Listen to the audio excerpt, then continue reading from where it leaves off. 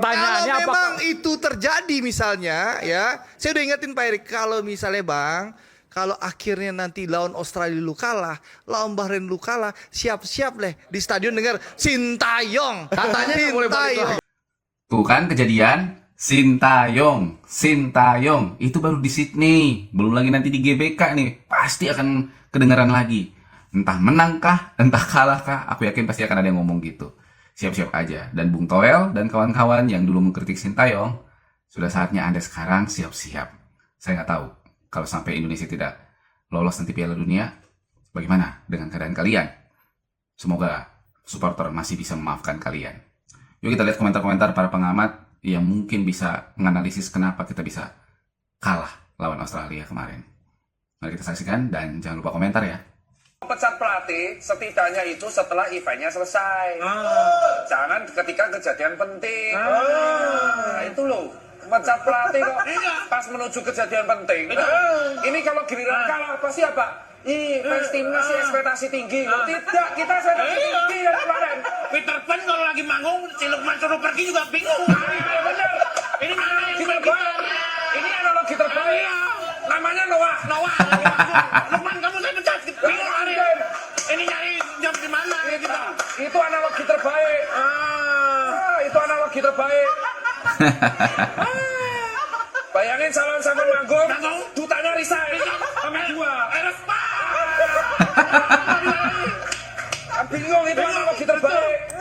Betul sekali Dokter Tita, apa yang Anda lakukan itu benar-benar mewakili apa yang kita rasakan. Kalau mau ganti pelatih jangan di tengah-tengah gini lah Om gitu loh. Tapi ya udah, sekarang udah nasi jadi bubur, siap-siap aja. Ekspektasi semua penggemar timnas itu kita lolos Piala Dunia. Jadi mohon maaf, dari jajaran tertinggi nanti dari federasi sampai Anda yang orang-orang yang dianggap buzzer-buzzer itu mungkin juga, termasuk Anda pandit-pandit yang dulu anti STY macam Bung Toel, Bung Akmal, termasuk juga Coach Justin juga. Wow, itu bisa jadi sasaran kritik para penggemar timnas kalau benar-benar kita nanti nggak lolos. Apalagi baru-baru ini ada influencer katanya menggeruduk ke hotel dan mengganggu ketertiban di hotel itu sehingga pemain timnas mungkin cukup terganggu lah konsentrasinya. Itu hati-hati aja nanti, Anda siap-siap aja nanti dapat sasaran kritik dari semua penggemar timnas di Indonesia. Jadi apa yang dilakukan oleh para pelatih selama ini? Betul waktunya mepet, betul sekali waktunya mepet. Siapa yang mengatakan waktu mereka banyak?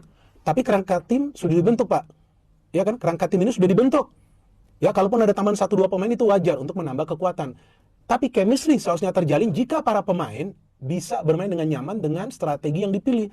Strateginya bermain menyerang, yang penuh resiko, ya kan, bermain dengan 2 center back yang penuh resiko, tanpa juga mungkin mengkalkulasi atau memperhitungkan permainan strategi counter attack dari Australia. Kemudian yang ketiga, main banyak long ball, main banyak crossing. Why? Kenapa? Kenapa gak main umpan-umpan pendek sampai ke depan? Saya gak ngerti kenapa, ya kan, padahal ini kan pemain-pemain standar Eropa.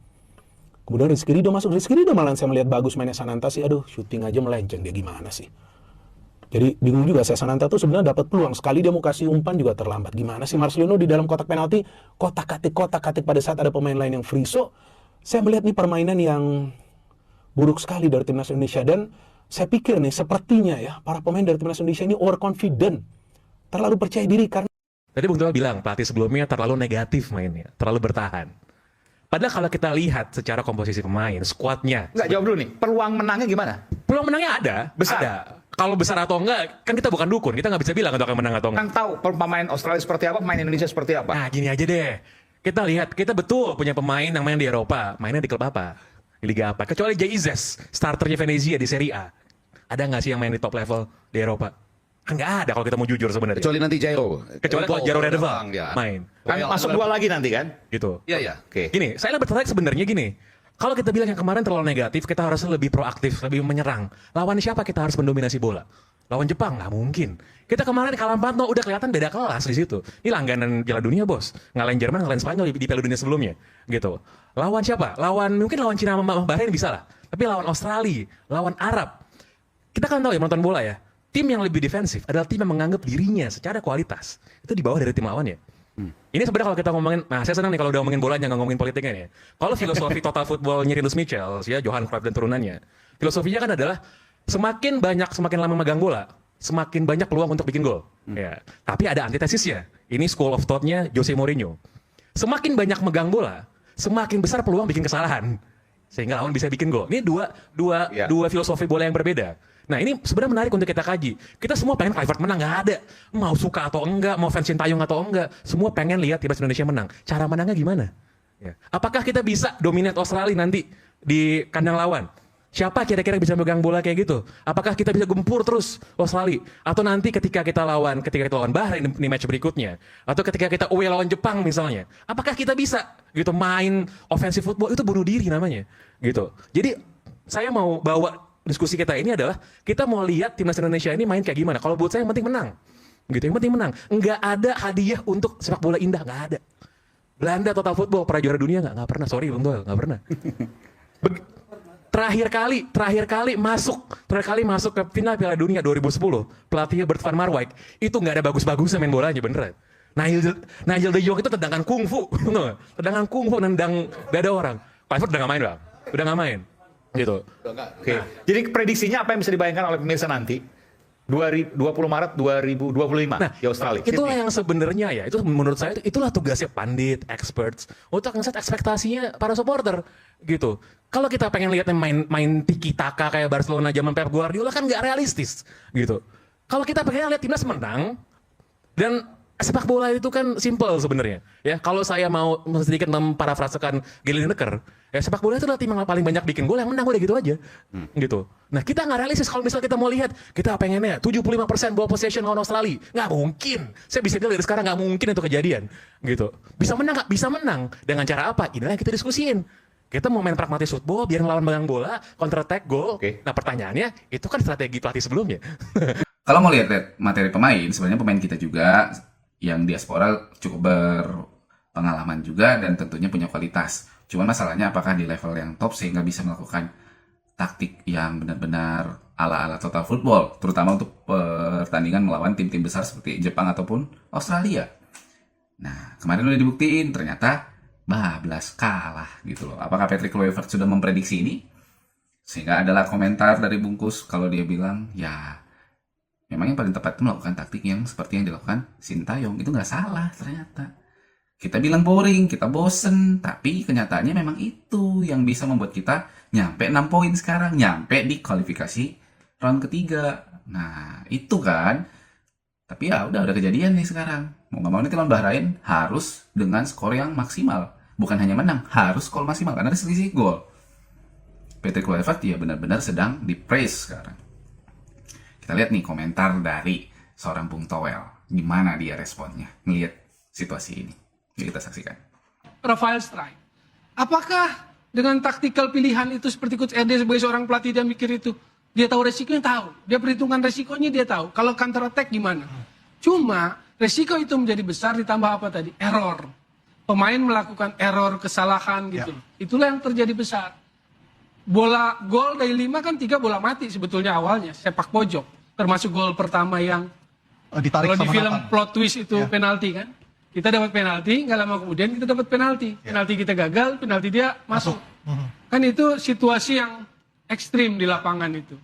Nah, hal-hal seperti itu yang kadang tidak tercipta dalam skenario pelatih. Karena dia memperhitungkan resiko counter attack. Contoh gol kedua, itu counter attack. Yang Coach RD bilang high press di atas, itu high press di atas tuh. Cuma hilang bola.